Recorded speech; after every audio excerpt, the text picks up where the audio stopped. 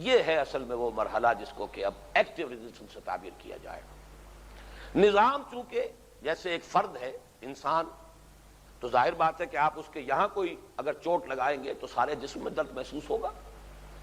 تو نظام بھی بیہیو کرتا ہے ایک لیونگ آرگنزم کی حیثیت سے، ایک حیاتیاتی اکائی ہے، آرگینک ہول ہے۔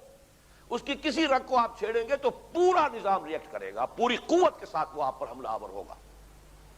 اس کی میں سادہ سی مثال دینا چاہتا ہوں، چونکہ میں باہر سے مثالیں ابھی دے رہا ہوں۔ دیکھیے پیسو ریزسٹنس کی مثال جو ہے گاندھی کی ہندوستان میں بڑی اہمیت کی حامل ہے۔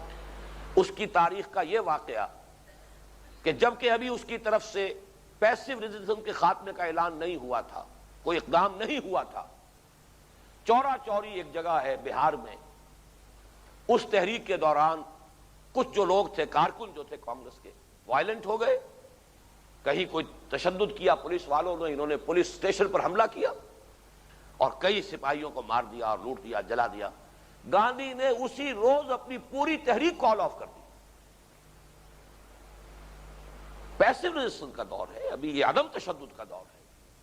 اور یہ بھی میں ریکارڈ پر لے آنا چاہتا ہوں کیونکہ ابھی زندہ ہیں میاں محمد شفیع میم شین، بڑے ہمارے سینئر صحافی ہیں، ان کی یہ روایت ہے کہ سرحدی گاندھی خان عبدالغفار خان، انہوں نے ان سے یہ کہا تھا کہ گاندھی نے مجھ سے یہ کہا تھا، یعنی یہ روایت متصل ہے، اگرچہ سرحدی گاندھی کا انتقال ہو گیا ہے لیکن بہرحال میم شین ابھی زندہ ہے، کہ گاندھی نے کہا سرحدی گاندھی سے، یعنی خان عبدالغفار خان سے، انہوں نے بتایا میاں محمد شفیع کو کہ میں نے عدم تشدد حضرت مسیح اور حضرت محمد سے سیکھا ہے علیہ الصلوۃ والسلام وصلی اللہ علیہ وسلم۔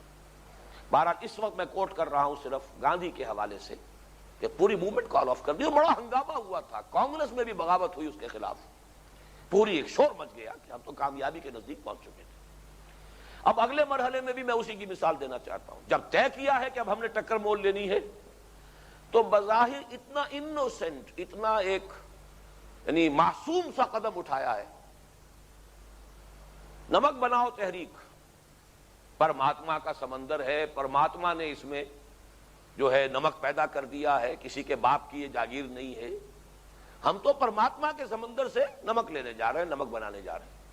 اس کے معنی کیا تھے؟ وہی جو میں نے عرض کیا کہ دکھتی رگ ایک ہی ہو، اسے آپ چھیڑیں گے تو پورا جو ہے نظام در حقیقت وہ تو محسوس کرے گا، چیلنجڈ اور تھریٹنڈ محسوس کرے گا، چونکہ یہ ایک بات جو تھی وہ برٹش انڈیا کی پوری ٹیکسیشن پالیسی کو چیلنج کر دینے کے مترادف تھی۔ لہذا تشدد ہوا اور خوب ہوا، بڑے بڑے لیڈر جو ہیں ان کے سر پھٹے ہیں اور انہوں نے وہ جو زخم جو ہے وہ جھیلے ہیں، ہوا سب کچھ۔ تو یہ ایک مثال ہے ایکٹیو ریزسٹنس کی، خود تصادم کو دعوت دینا۔ اس تصادم کو دعوت دینے کے بعد اس کا آخری مرحلہ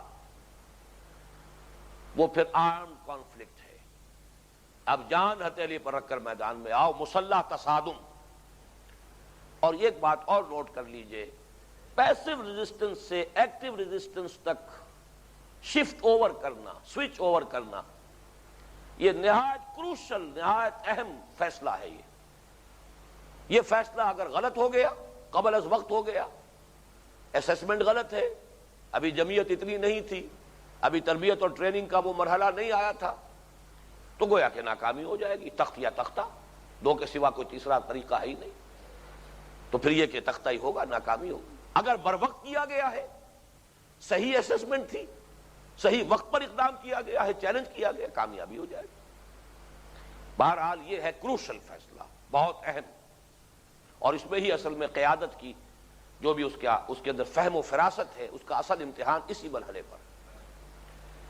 جیسا کہ میں نے عرض کیا، اس کے بعد آرم کانفلکٹ، مسلح تصادم، اب تلوار تلوار سے ٹکرائے گی۔ یہ مرحلہ جو ہے، اس کے بعد تو پھر وہی بات کہہ رہا ہوں کہ کوئی تیسرا آپشن یا آلٹرنیٹو ہے ہی نہیں، یا تخت یا تختہ، یا کامیابی ہے اور یا پھر تباہی ہے اور سب کا ہلاک ہو جانا ہے، اور یا کامیابی ہوگی، نظام بدل جائے گا، انقلاب آ جائے گا، اور یہ طاقت انقلابی جو ہے وہ پھر ایک نیا انقلاب اور نئے نظام کی بساط جو ہے وہ بچھائے گی۔ اس میں پھر عرض کروں کہ فیصلہ اگر صحیح ہوا ہے، اگر قبل از وقت ہو گیا ہے تو ناکامی ہو جائے گی، اور اس کا برعکس بھی ہے اگر وقت آ گیا تھا اور آپ ہچکچا گئے تو یو مس دی بس. یہ مواقع روز روز نہیں آیا کرتے. تو بڑی اہمیت کی ضرورت ہوتی ہے کسی انقلابی قیادت کے لیے یہ فیصلہ کرنے کے لیے کہ آیا اب ہم اقدام اور چیلنج کے مرحلے میں داخل ہو جائیں, اور یہ کہ کہیں ایسا نہ ہو کہ جو موقع آیا ہے, وقت آیا ہے, ہم اسے کھو دیں.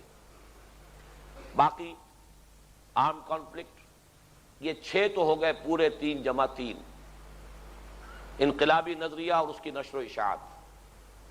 جو اسے قبول کریں انہیں ایک فوج کے سے ڈسپلن والی جماعت کے اندر منظم کرنا, پھر ان کی تربیت ٹریننگ پختہ بنانا بقول اقبال, اور اس کے بعد 3 بلکہ جو شروع ہی سے ہو جائیں گے دعوت کا مرحلہ جو ابتدائی ہے جبکہ فکر پیش کیا جا رہا ہے تبھی سے تصادم شروع ہوگا, passive resistance, active resistance, arm conflict. اس کے بعد ایک 7واں مرحلہ اس میں ایڈ کر لیجئے. وہ 7واں مرحلہ یہ ہے ہر حقیقی انقلاب جو واقعی انقلاب ہو, صرف سطحی سی تبدیلی نہ ہو, حقیقی انقلاب جو ان مراحل سے گزرا ہو, وہ کسی جغرافیائی حدود کا پابند نہیں رہ سکتا. آتا تو ہے لامحالہ کسی ایک ملک میں, کسی ایک خطہ عرضی میں, پوری دنیا میں تو ایک دم نہیں آ سکتا. فرانس کا انقلاب فرانس میں آیا, لیکن پھر نظام جمہوریت کا پوری دنیا میں پھیل گئے. روس کا انقلاب روس میں آیا, لیکن پھر کہاں لیٹن امریکہ اور کہاں سینٹرل امریکہ اور کہاں چین اور کہاں تک پہنچا.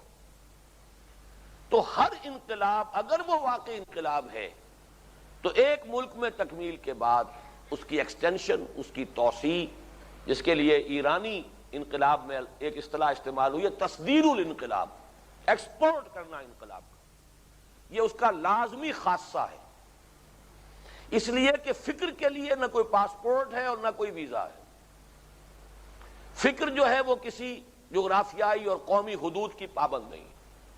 فکر تو پھیلے گی, اور فکر پھیلے گی, فکر میں جان ہے. اگر فکر جو ہے قوی ہے, مضبوط ہے, مستحکم ہے, اس کی بنیادیں ہیں, تو وہ پوزیس کرے گی لوگوں کو, اور یقیناً یہ انقلاب جو ہے یہ پھیلے گا.